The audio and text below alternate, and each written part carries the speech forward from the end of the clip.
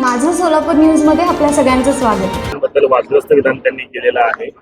छत्रपती शिवाजी महाराज युद्ध करताना थकले आणि त्यांनी समर्थ रामदासांना आपलं मुकुट दिलं, अशा पद्धतीचं ते विधान आहे. तुम्ही कशा पद्धतीने बघताय शिवभक्त म्हणून महाराष्ट्रात? नाही, शिवभक्त म्हणून छत्रपती शिवाजी महाराजांच्या बद्दल प्रचंड अभिमान आम्हाला आहे. आमच्या सगळ्यांच्या दृष्टीनं ते आमचा मान, अभिमान, स्वाभिमान, आमचे दैवत आहे. आणि अशा छत्रपती शिवाजी महाराजांच्यावर असं कुठलंही वक्तव्य करणं योग्य नाही. आणि माझी सगळ्यांनाच विनंती राहील, खास करून बाबांनाही विनंती राहील की त्यांचा अध्यात्माचा मार्ग आहे, त्यांनी त्या अनुषंगानं त्यांनी काम करावं. छत्रपती शिवाजी महाराजांच्यावर अशा पद्धतीचे वक्तव्य त्यांनी करू नये. शिवाजी कोण होता या पुस्तकावरून वाद निर्माण झाले. संजय गायकवाड यांनी सुद्धा लेखकाला धमकी दिल्याचं पाहायला मिळतं. मी सांगितलं आपल्याला, काय व्यक्तिगत कुणाचा काय विषय होतो त्याचा व्यक्तिगत विषय आहे. तर महाराजांच्याबद्दल अवमानकारक लिहिणं, महाराजांचा एकेरी उल्लेख करणं हे बिलकुल चुकीचं आहे. अशा पद्धतीचं वर्तन कुणाचंही असलं तरी खपवून घेतलं जाणार नाही. सगळ्यांनी काळजी घेतली पाहिजे. छत्रपती शिवाजी महाराज आमचा मान, अभिमान, स्वाभिमान आहेत. त्या बाबतीत कुठली तडजोड होणार. पण पुस्तकातलं जे मजकूर आहे तो छत्रपती शिवाजी महाराजांबद्दल अर्थातच आदराजनक आहे. फक्त टायटलवरनं ते 1980च्या दशकातलं पुस्तक, त्याच्यावरनं आमदारांची अशी भाषा असते.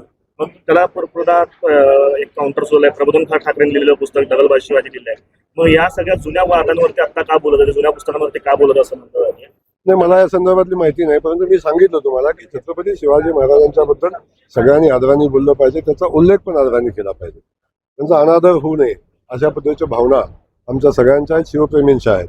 त्या भावनाचा आदर सगळ्यांनी केला पाहिजे. आता कुणाला काय वाटतं, कुणी काय लिहावं, ज्याचा त्याचा विषय आहे. महाराष्ट्राचे मुख्यमंत्री माननीय देवेंद्र फडणवीस साहेब आहेत. खूप चांगलं काम त्यांच्या नेतृत्वामध्ये महाराष्ट्रामध्ये चाललेलं आहे. महाराष्ट्र वेगानं प्रगती करताना आपण सगळेजण पाहतोय. आणि मला वाटत नाही त्यांच्या पुढे दूरपर्यंत दुसरा कुठला ऑप्शन आहे. निवडणुकीपूर्वी सरकारने जे आहे ते कर्जमाफी शेतकऱ्यांना दिवस घोषित केलं होतं. आता एक अहवाल समोर होते, 35 लाख शेतकऱ्यांना जे आहे ते सरकार कर्जमाफी देण्याची जी आहे ती शक्यता आता सध्या सुरू आहे. साधारणतः कमाल 2 लाखापर्यंत कर्ज माफ जे आहे ते शेतकऱ्यांना होणार आहे. सरकारच्या हालचाली ज्या आहेत त्या सुरू आहेत.